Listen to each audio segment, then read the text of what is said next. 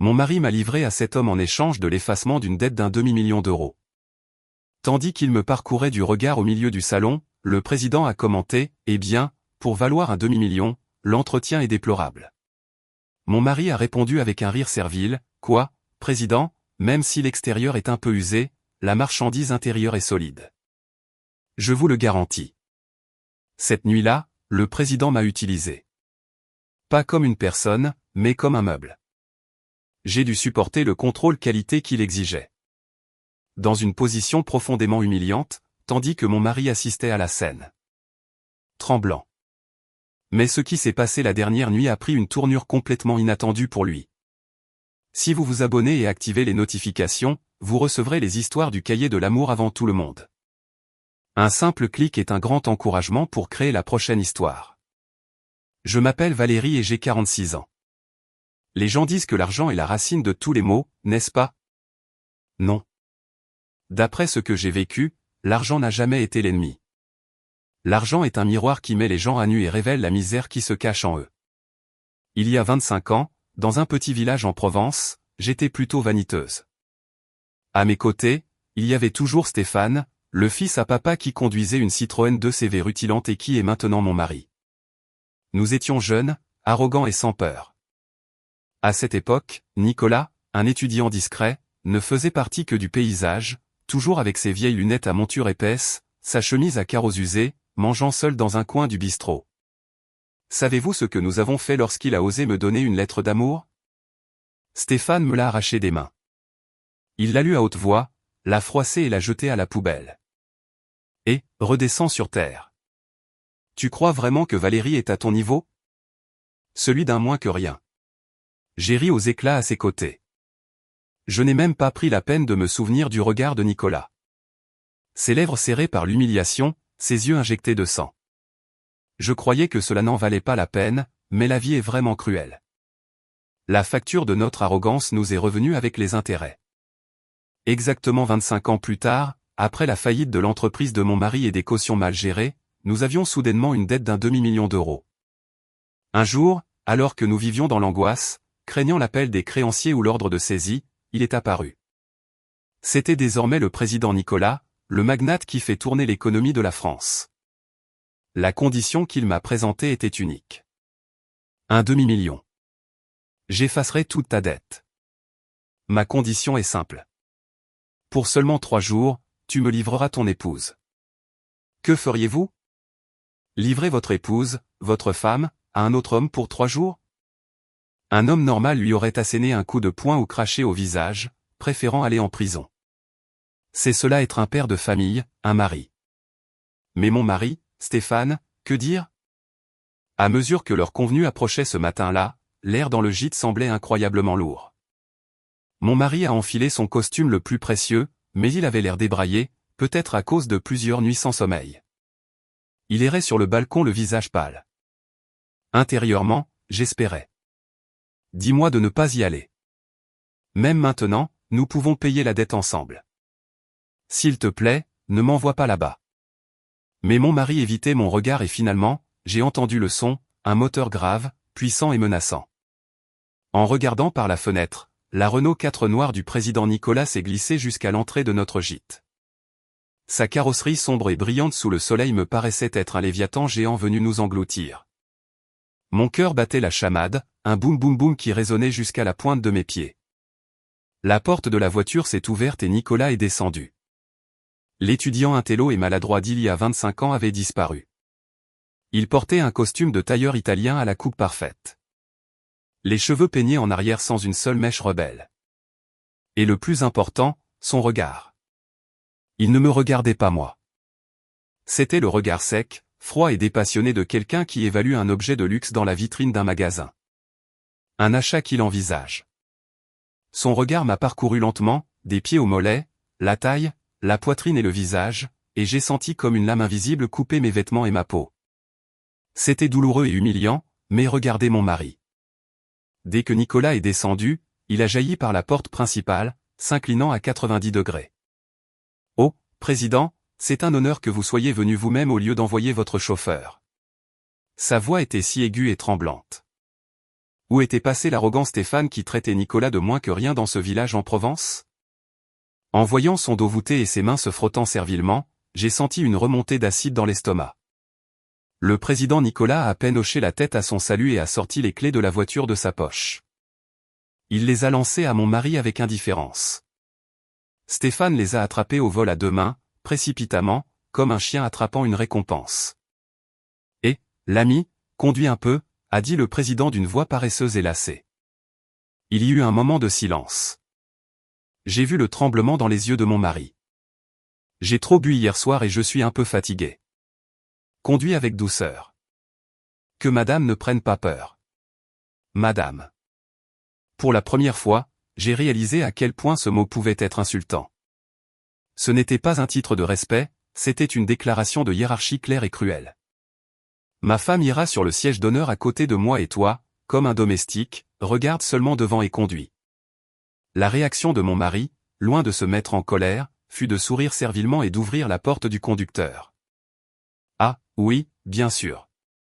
De plus, je suis très doué pour la conduite, vous savez? Je vous conduirai très confortablement, président. Puis il m'a fait un signe des yeux. Monte vite sur le siège arrière, assieds-toi à côté du président et fais ce qu'il demande. Si nous voulons sauver la famille et payer la dette, je dois ravaler cette humiliation. Moi, ton épouse. J'ai forcé mes jambes tremblantes à bouger et je suis entré sur le siège arrière sombre, dans la gueule de la bête. Le bruit de la porte qui se refermait a résonné comme celui d'une prison. À ce moment-là, je l'ai pressenti en montant dans cette voiture. Je n'étais plus l'épouse de Stéphane. Durant ces 3 jours, je deviendrais la propriété absolue de Nicolas. L'air dans la voiture était aussi calme et silencieux que le vide, étouffant.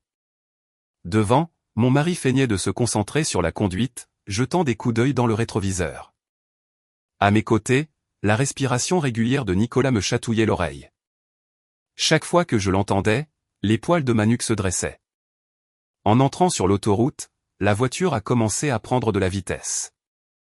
Alors Nicolas a pris la couverture en cachemire qui était à côté de lui. La climatisation est un peu froide, n'est-ce pas? Couvre-toi.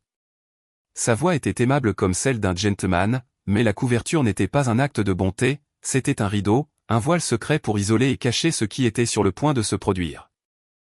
Dès que la couverture a couvert mes genoux, sa main froide comme un serpent s'est glissée par-dessous. J'ai inspiré involontairement. J'ai dû ravaler mon cri. Ce n'était pas une caresse, c'était un contrôle qualité. Son toucher était froid et analytique. Une procédure pour vérifier si la marchandise était apte à être utilisée, si l'élasticité était bonne et si elle n'était pas endommagée. Le métal froid du bracelet de sa montre m'a provoqué un frisson. Mon corps a commencé à trembler sans que je puisse le contrôler. J'ai voulu serrer les jambes pour me défendre, mais je n'ai pas pu. Chaque fois qu'il exerçait une pression, je ne pouvais rien faire d'autre que me résigner, impuissante. Alors, mes yeux ont croisé ceux de mon mari dans le rétroviseur. La couverture bougeait de manière non naturelle. Mes épaules tremblaient légèrement et mon visage était en feu. Mon mari voyait tout clairement. Un homme ne peut pas ignorer ce que sa femme subit sous une couverture sur la banquette arrière. Chérie, s'il te plaît. Tu le sais, tu le vois. Dis quelque chose. Crie-lui d'arrêter. Je l'ai supplié en silence des douzaines de fois. S'il te plaît, sauve-moi. Et savez-vous ce qu'a fait mon mari? Il a rapidement détourné le regard et a monté le volume de la radio. Une musique joyeuse et bruyante a rempli la voiture. Ah, président, vous aimez cette chanson? On dit qu'elle est à la mode. Le bruit de la musique a noyé mes cris silencieux sous la couverture. Mon mari ne voulait pas entendre. Était-ce parce qu'il avait mal d'entendre mes gémissements ou était-ce la lâcheté de vouloir ignorer la réalité? À ce moment-là, j'ai choisi la résignation plutôt que le ressentiment envers mon mari. D'accord. Toi aussi tu dois souffrir. C'est un demi-million d'euros. Je le supporterai. Je l'endurerai pour toi. Nicolas m'a chuchoté à l'oreille, exhalant une haleine chaude, l'entretien de la marchandise a été un peu négligé. Comment vas-tu tenir 3 jours si tu es si sensible? Son toucher était un assaut contre ma patience. Les larmes de honte ont brouillé ma vue, mais je n'ai même pas pu bouger. J'ai pensé que c'était le seul et misérable soutien que je, l'épouse, pouvait offrir à un mari incompétent. En arrivant à la maison de campagne, Nicolas m'a jeté un sac de courses et m'a dit de me changer dans la salle de bain. À l'intérieur, il y avait un morceau de tissu rouge si fin qu'il était honteux d'appeler cela un vêtement. Il couvrait à peine ma poitrine et mes parties intimes comme un mouchoir. C'était comme un emballage fait pour être montré, quelque chose que même une femme de petite vertu ne porterait pas. Mon reflet dans le miroir était pathétique. L'arrogante Valérie, qui avait été la reine de ce village en Provence, avait disparu, et à sa place se tenait une femme d'âge moyen vendue pour une dette. Mais j'ai ravalé mes larmes et je me suis habillé. C'est un demi-million d'euros. Si porter ce vêtement une fois peut alléger le fardeau de mon mari, je dois le porter 100 fois si nécessaire. En sortant dans le salon, les deux hommes m'attendaient assis sur le canapé. Nicolas avait une froide baguette en métal à la main et mon mari était assis les genoux serrés, comme un candidat attendant un entretien d'embauche. Son dos voûté me faisait pitié. Viens ici et reste debout au centre, là où la lumière te frappe bien. Sur l'ordre de Nicolas, je me suis tenu sous le spectaculaire lustre en cristal au centre de la pièce. La lumière intense exposait mon corps sans aucun endroit où se cacher. Quand j'ai essayé de couvrir ma poitrine avec mes bras par honte, fermes, les mains en bas, un produit ne se cache pas. L'ordre fut court et tranchant. J'ai dû baisser mes mains tremblantes et rester immobile comme une statue. Je n'avais nulle part où regarder, alors je ne voyais que le sol. Nicolas a frappé la table avec la baguette en métal et s'est levé. Il a commencé à tourner autour de moi très lentement. Le bruit de ses pas me semblait piétiner mon cœur. Il a commencé à parcourir mon corps avec la pointe de la baguette. La sensation froide du métal a glissé lentement de mon épaule jusqu'à ma clavicule et mon décolleté. La chair de poule se dressait là où passait la baguette. Avec la pointe, il a touché doucement ma cuisse, m'inspectant. « Stéphane, viens voir. » Nicolas a appelé mon mari. Mon mari s'est approché maladroitement.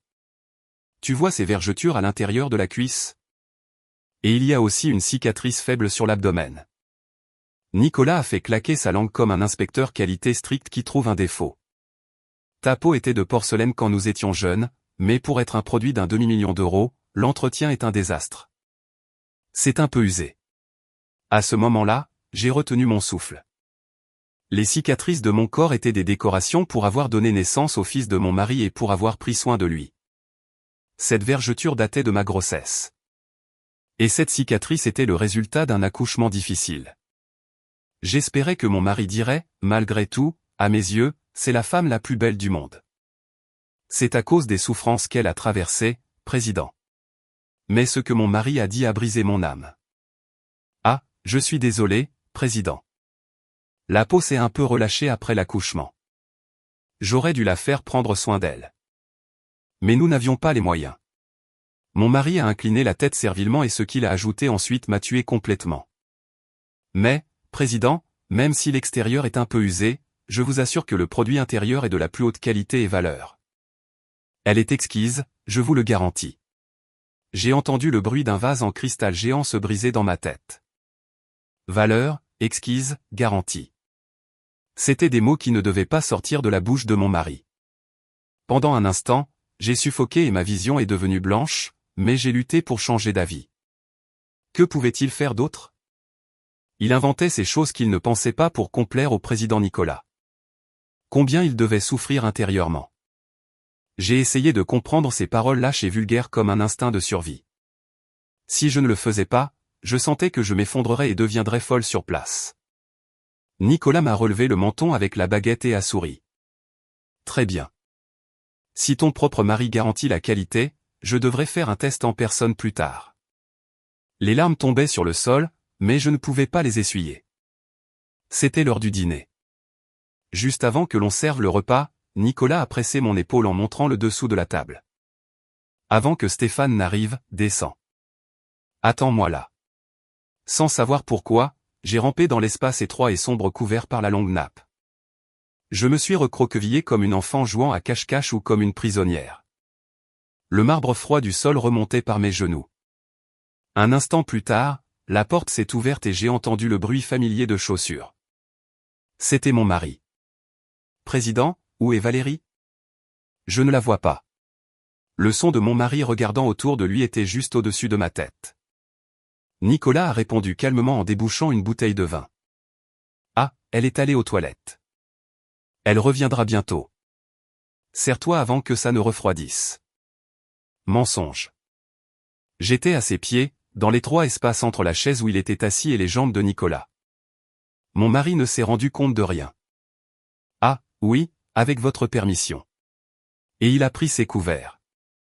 Alors, dans l'obscurité, les jambes de Nicolas se sont ouvertes. Je n'ai pas pu résister. Retenant mon souffle, j'ai dû supporter complètement la pression de l'espace et l'humiliation de ma position. La tendreté de ce bœuf bourguignon est excellente, a admiré Nicolas en mâchant la viande. C'est de la première qualité, ça fond dans la bouche. Président, a opiné mon mari. J'ai vu les chaussures noires de mon mari bouger sans arrêt juste en face. Un dîner élégant se déroulait au-dessus de la table et un enfer silencieux en dessous. Chaque fois que mon mari mangeait, le bruit des couverts tonnait au-dessus de ma tête. J'étais piégé dans l'obscurité, sans espace pour respirer. Et j'ai dû sentir le pied de Nicolas me toucher et bouger sans ma permission. Les chaussures de mon mari étaient juste à côté de moi et chaque fois qu'elles frôlaient mon genou, mon cœur semblait sauter par ma bouche. Chérie, je suis désolé. Pendant que tu profites de ton repas, je suis comme ça. Je meurs ici. Mais savez-vous ce qui fut le plus horrible et maudit? Que bien que ma raison hurla non. Arrête. Je ne veux pas, mon corps réagissait au toucher rude et dominant de Nicolas. La sensation de dépravation raclait mes nerfs et me stimulait jusqu'à la folie. Les larmes de honte se mélangeaient à une réaction physique que je ne pouvais contrôler, une chaleur étrange. Mon esprit se brisait. Stéphane, le dessert est très doux. Au moment où la main de Nicolas s'est serrée, j'ai pressenti qu'une tempête approchait. J'ai dû ravaler ce qui voulait exploser dans ma bouche. Tandis que mon mari souriait au-dessus de moi, je m'effondrais dans l'obscurité d'en dessous, me sentant étourdi. Alors Nicolas a frappé la table. C'était le signal pour que je remonte. Je souhaitais mourir plutôt que de remonter. Je ne voulais pas que mon mari voie mon apparence de bête, mais je n'avais même pas le droit de refuser. Je suis remonté comme un fantôme, les cheveux en bataille, essuyant à la hâte la trace de rouge à lèvres du revers de la main et haletant. Puf. La main de mon mari, qui tenait sa fourchette, s'est arrêtée en l'air. Le visage rougi, l'épouse respirant avec difficulté. Mon mari a su instinctivement l'humiliation que je venais de subir sous la table. Valérie, qu'est-ce qu'elle a ta robe? Tu as renversé du vin. Alors Nicolas a ri et a pointé le menton vers mon derrière. Mon visage est devenu si rouge que j'ai cru que j'allais éclater. J'ai voulu me mordre la langue et mourir en ressentant tant de peine pour mon mari. Non, chérie, ne te méprends pas. Je ne l'ai pas fait parce que je le voulais. C'est juste que mon corps s'est brisé. Je me sens si mal pour la souffrance que tu traverses. J'ai pleuré intérieurement, mais pas un mot n'est sorti. Le regard de mon mari s'est planté sur le bord de la robe avec une tache qui révélait l'humiliation. Il savait que ce n'était pas du vin. Où est-ce que tu t'es laissé emporter en mangeant avec ton mari? Mon mari a baissé les yeux et a continué à manger son bœuf bourguignon en silence. Son silence m'a brisé encore plus misérablement. Tu dois être déçu. Quelle trahison que la femme en qui il avait confiance se soit excitée sous la table. Après le dîner, nous nous sommes dirigés vers la chambre. Nicolas n'a même pas regardé le lit. Il a enlevé sa cravate brusquement et a regardé mon mari. Stéphane. Le matelas est trop mou. J'ai mal au dos. Le regard de Nicolas a parcouru lentement le dos de mon mari. J'ai besoin d'une chaise plus ferme qui supporte mon poids. Aide-moi. J'espérais que mon mari refuserait. S'il te plaît, pas ça. Je ne peux pas faire le ridicule de la bête devant mon épouse, même si c'est pour de l'argent. Je l'ai supplié de se mettre en colère, mais mon mari s'est agenouillé aussi facilement que s'il l'avait attendu. Ah, oui, bien sûr. Vous voulez que je me mette à quatre pattes ici? Cet angle vous semble confortable? Mon mari s'est mis à quatre pattes, a levé le derrière et a aplati son dos en regardant le sol. Il s'est transformé en une chaise humaine parfaite. Nicolas m'a soulevé et m'a assise sur le dos de mon mari qui était face contre terre. Au moment où mon postérieur a touché sa colonne vertébrale, mon mari a laissé échapper un bref gémissement. Le son était si pathétique que mon cœur s'est brisé. Oui, toi aussi tu dois souffrir. qu'un père de famille doive passer par là pour une dette. Il vaudrait mieux que ça finisse vite. Est-ce parce que c'est le dos de mon mari? Le confort est excellent. Nicolas m'a saisi par la taille et a chargé tout son poids lentement. La lourde pression, comme s'il m'écrasait, s'est transférée complètement à la colonne vertébrale de mon mari. J'ai dû supporter le poids et l'usage tandis que le corps de mon mari sous moi vacillait dangereusement. J'ai dû agripper fermement le col de la chemise humide de mon mari comme si c'était une bouée de sauvetage pour ne pas perdre l'équilibre. Je suis désolé, chérie. Vraiment, je suis désolé, je suis lourde. Mais à un moment donné, le mouvement que je sentais sous moi est devenu étrange. Au début, je pensais qu'il tremblait de douleur, mais chaque fois que les muscles du dos de mon mari soutenaient mon poids, ils se contractaient comme s'ils accueillaient ce poids. Non, ce n'est pas possible. Impossible. J'ai regardé les mains de mon mari sur le sol. Ses ongles s'agrippaient au tapis jusqu'à devenir blancs. Et le bruit de ses ongles raclant le sol ne ressemblait pas au bruit de quelqu'un qui supporte la douleur, mais à celui d'une bête réprimant une étrange excitation. Je n'ai pas du mal voir. Aussi misérable qu'il soit, mon mari ne pourrait pas s'exciter en sentant comment sa femme se plie sous un autre homme. C'est ridicule. Mais le ton subtil de rire mêlé au gémissement réprimé de mon mari à mon oreille. Le son semblait être celui d'une satisfaction étrange, pas de la douleur. J'ai péniblement secoué la tête et fermé les yeux fort. Un frisson m'a parcouru le dos. À ce moment-là, mon mari, haletant et profitant de la situation sous moi, m'a semblé être un monstre plus horrible que l'homme qui m'écrasait au-dessus. Tout s'est terminé. Je suis descendu du dos de mon mari et je me suis allongé sur le sol, épuisé. Tout mon corps était trempé de sueur et marqué par les cicatrices de la possession de Nicolas. Nicolas a enfilé un peignoir, a allumé une cigarette et a désigné mon mari du menton. « Stéphane, qu'est-ce que tu fais? Occupe-toi du nettoyage. »« Nettoie madame. » Mon mari s'est levé en titubant et a couru à la salle de bain. Je pensais qu'il pleurerait en silence dans la salle de bain. Moi, je l'aurais fait. Peu après, mon mari est revenu avec une serviette chaude et s'est agenouillé face à moi. « Chérie, reste tranquille. Je vais te nettoyer. » Mon mari m'a nettoyé avec soin. Son regard n'était pas de tristesse, mais d'une étrange ferveur. Il faut que ce soit très propre, très propre. Mon mari a nettoyé les traces de la rencontre intense. Ses caresses étaient trop méticuleuses et son expression était étrangement exaltée, comme un fanatique nettoyant une relique sacrée. Il ne pensait pas à sécher mes larmes, seulement à explorer les traces de conquête que Nicolas avait laissées sur mon corps. Soudain, j'ai senti un nœud de feu dans mon estomac, mais je me suis tu. J'avais peur de lui demander à quoi il pensait. Au cas où le sale soupçon que j'avais s'avérait vrai, je suis resté étendu comme un cadavre. Observant comment mon mari nettoyait mon corps comme s'il l'inspectait. Le lendemain matin, je me suis tenu près de la fenêtre du bureau de Nicolas. La pièce lambrissée de bois était agréablement fraîche grâce à la climatisation, et le canapé en cuir de luxe émettait un arôme subtil. « Valérie, regarde dehors. » À ces mots, j'ai regardé par la fenêtre en bas, dans le jardin sous le soleil brûlant. Un homme avec un chapeau de paille était accroupi en train d'arracher les mauvaises herbes, un dos familier, une démarche familière. C'était mon mari, il haletait, sa chemise trempée de sueur et couverte de terre. Malgré tout, c'était mon mari et j'ai eu pitié de lui. Mais alors Nicolas m'a enlacé par la taille par derrière et m'a chuchoté à l'oreille. « Tu te souviens? Je t'avais dit que je détestais les hommes qui sentent la sueur. » Son corps sentait une eau de colonne chère et son torse était ferme. En revanche, mon mari dehors avait l'air aussi petit et pathétique qu'un insecte sans ailes. Je ne voulais pas les comparer, mais la comparaison était trop cruelle. L'homme dans la pièce fraîche et l'homme sous le soleil brûlant. Mon corps s'était déjà habitué à ce confort frais. Nicolas m'a assise sur son bureau en tapotant ma cuisse avec la pointe de son stylo plume. « Tu te souviens que tu faisais mes devoirs dans ce village en Provence? Juste avec un clin d'œil, je passais toute la nuit à écrire des rapports pour toi. Maintenant, tu me livreras le rapport avec ton corps. » Il a jeté le stylo et m'a écarté les jambes. L'air froid de la climatisation a atteint mon intimité, me hérissant la peau. Mon mari était dehors et j'étais dans cette pièce fraîche attendant la notation de mon ancien rival. Au moment où son souffle chaud m'a touché, mon corps a réagi involontairement. Tu dis non avec la bouche, mais ton corps te trahit. Ton attitude mérite la note maximale. Avec ce compliment teinté de moquerie, mon intérieur s'est recroquevillé tristement.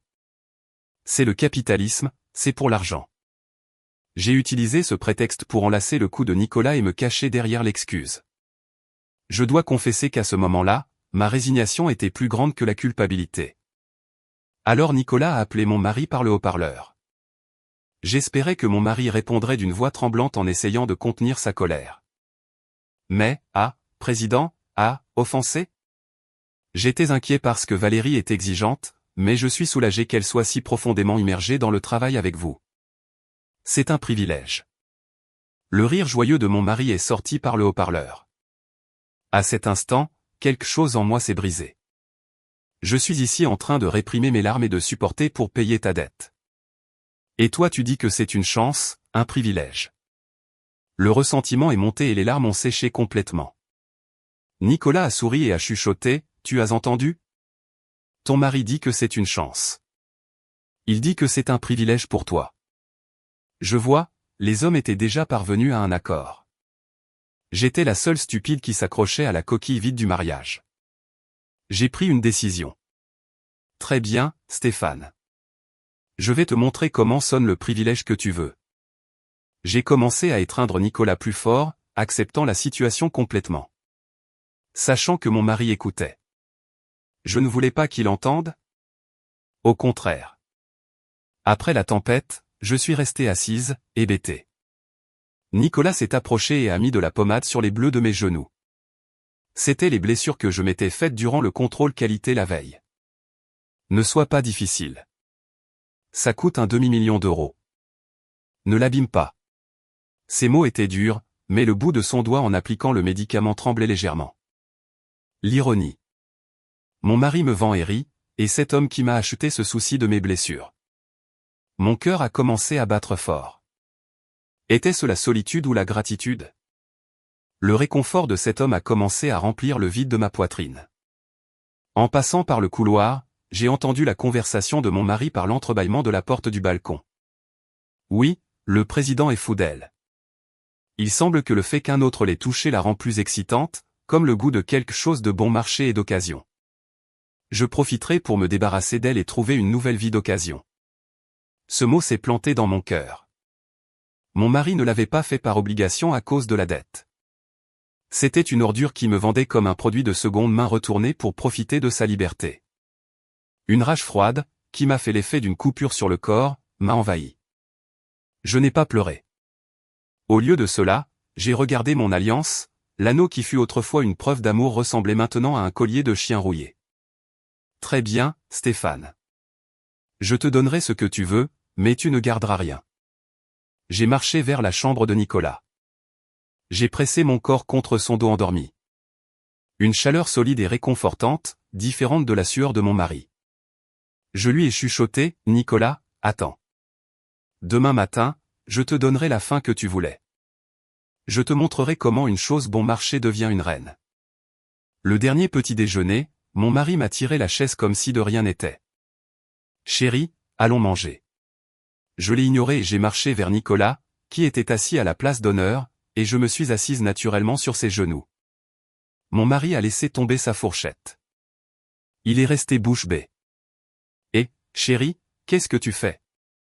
J'ai entouré le cou de Nicolas avec mes bras et j'ai regardé mon mari froidement. Pourquoi es-tu surpris? C'est ce que tu voulais, non? Te débarrasser de moi. Le visage de mon mari a pâli. J'ai pris un morceau de viande avec la fourchette et je l'ai mis dans la bouche de Nicolas. Allez, Nicolas, ouvre. Nous nous sommes embrassés effrontément devant mon mari. Il a seulement baissé la tête sans dire un mot. En voyant le sommet de son crâne servile, j'ai été convaincu. Tu n'es qu'un morceau de charogne, un reste de nourriture. Après le petit déjeuner, Nicolas a sorti un vieil anneau en argent de l'écrin. L'anneau que j'avais rejeté il y a 25 ans en disant que c'était de la camelote. Si tu l'acceptes maintenant, je te donnerai tout ce que j'ai, mais Stéphane partira sans rien. Mon mari a crié, désespéré, Valérie. S'il te plaît, pour l'affection que nous avons, ne le fais pas. Sans hésiter, j'ai retiré la bague en diamant de mon doigt et je l'ai jetée sur les chaussures de mon mari. Prends-la. Ton amour vide et superficiel. Ensuite, j'ai mis le vilain anneau en argent que Nicolas m'offrait. C'est étrange, n'est-ce pas? Cet anneau grossier m'allait effroyablement parfaitement au doigt, plus que celui de milliers d'euros. Comme si après 25 ans, il avait enfin trouvé sa propriétaire. J'ai poussé Nicolas sur le lit. Mon mari s'est assis sur une chaise dans le coin, tremblant, observant. Regarde bien, Stéphane. Regarde comme elle est heureuse, la femme que tu as vendue. Je suis monté sur Nicolas et j'ai collé mon cœur contre sa poitrine. Ce n'était pas une imposition, c'était un choix de mon instinct. Un rituel pour accepter la chaleur de l'homme qui m'avait attendu au lieu de mon mari. Une coquille vide. L'air de la chambre s'est réchauffé. Le regard de mon mari s'est planté sur chacun de mes mouvements. Ce n'était pas de la colère, c'était le choc que la femme qu'il avait méprisée puisse s'épanouir d'une manière aussi fatale, et la sensation d'une défaite totale. Stéphane, tu n'as pas le droit de m'avoir, tu es juste un spectateur. J'ai enlacé le cou de Nicolas et j'ai accepté enfin la nouvelle réalité qui s'offrait devant mon mari. Enfin, je suis devenue une vraie femme. Tout s'est terminé. Mon mari est resté à l'entrée, renvoyé les mains vides. Valérie. Tu ne viens vraiment pas? Il est resté pathétique jusqu'à la fin. Je me suis appuyé contre la porte d'entrée avec le peignoir en soie de Nicolas sur le dos et un verre de vin rouge à la main. Derrière moi, Nicolas se dressait comme une montagne solide. Allez-vous-en, monsieur Stéphane. Votre odeur empeste ma maison. Juste avant que la porte ne se ferme, nos yeux se sont croisés dans l'entrebâillement. Ses yeux étaient tachés de regret. J'ai levé mon verre de vin rouge vers son regard et j'ai porté un toast. Adieu, mon ex-mari. Grâce à toi, j'ai trouvé l'amour vrai. Merci. Que feriez-vous? Ce n'est pas un péché d'être sincère avec son désir, n'est-ce pas? Ce furent 3 jours infernaux, mais avec le recul, ce furent les marches les plus ardentes vers le ciel. Bon, maintenant je dois prendre un verre de vin rouge avec Nicolas, alors, adieu.